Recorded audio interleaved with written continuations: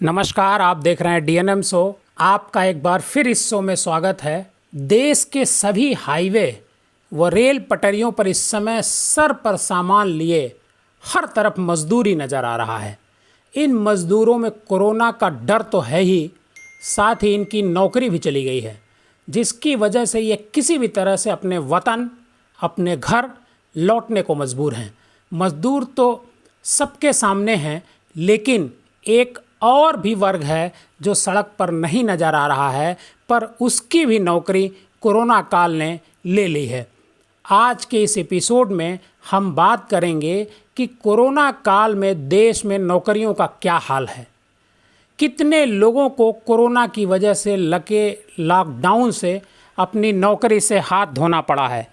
अगर आप हमारा ये चैनल पहली बार देख रहे हैं तो इसे सब्सक्राइब कर लें, ताकि आपको हमारे नए वीडियो की जानकारी समय समय पर मिलती रहे। नौकरी पर रिपोर्ट जारी करने वाली agency centre for monitoring of Indian economy CMIE की रिपोर्ट कहती है कि देश में अब तक कोरोना काल में 12 करोड़ से ज़्यादा लोगों को अपनी नौकरी से हाथ धोना पड़ा है।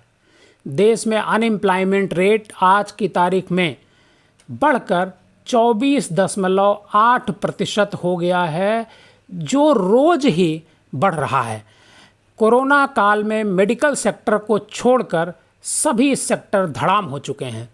एजेंसी का कहना है कि अगर लॉकडाउन खुल भी जाता है तो भी जून तक बेरोजगारों की संख्या में और बढ़ोतरी होगी। अभी जो नौकरी गंवाने वाले 12 करोड़ हैं, वह 15 करोड़ तक हो सकते हैं।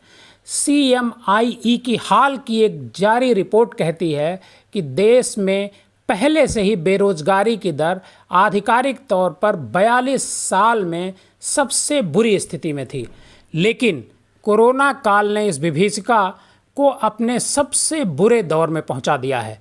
रिपोर्ट में बताया गया है कि भारत में 2800 से ज़्यादा IT कंपनियों के एसोसिएशन नैसकॉम ने कोरोना से पहले ही IT सेक्टर में नौकरियों के जाने को लेकर आगाह किया था, लेकिन अब बेरोजगारी का बढ़ता संकट IT के साथ साथ हर क्षेत्र में दिखाई दे रहा है।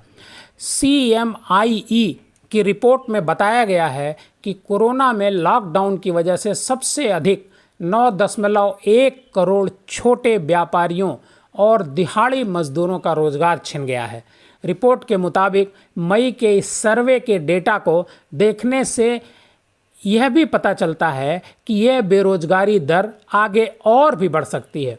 2019-20 के दौरान रोजगार का कुल औसत 40.4 करोड़ था, जो अप्रैल 2020 में करीब 30% की गिरावट के साथ 28.2 करोड़ पर आ गया है, जिसका मतलब करीब 12.2 करोड़ रोजगार कम हो गए हैं। रिपोर्ट में लिखा है कि लॉकडाउन के आगे और बढ़ने पर बेरोजगारी और भी बढ़ेगी।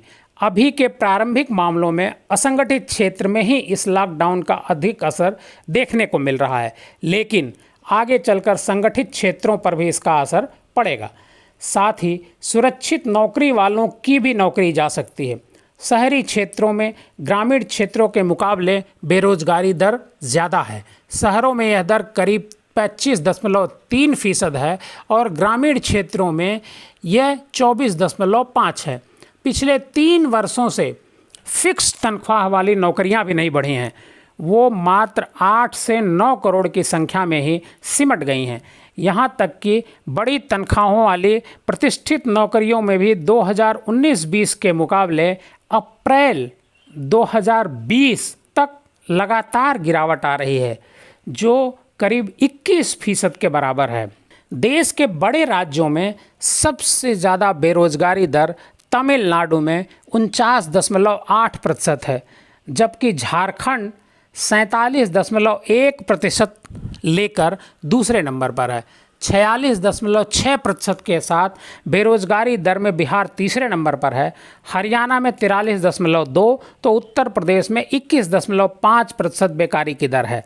आपको जानकर यह हैरानी होगी कि इसी महीने के पिछले साल में बेरोजगारी दर महज 7% थी। 16 अप्रैल 2020 को देश में बेरोजगारी दर बढ़कर 17.83% हो गई, जो आज की तारीख में बढ़कर 24.8 पर पहुंच गई है।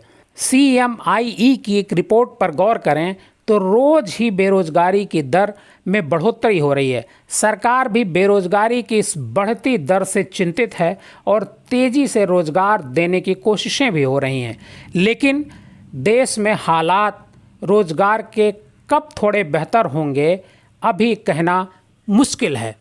आज के इस एपिसोड में बस इतना ही। कल किसी नए विषय पर चर्चा करेंगे। अगर आप हमारे चैनल को पहली बार देख रहे हैं तो सब्सक्राइब का बटन ज़रूर दबा दें और हाँ, घंटी का बटन दबाना न भूलें ताकि आपको हमारे नए वीडियो की नोटिफिकेशन सबसे पहले मिल सके। अपना ख्याल रखें, सोशल डिस्टेंसिंग को बनाए रखें। बहुत बहुत धन्यवाद।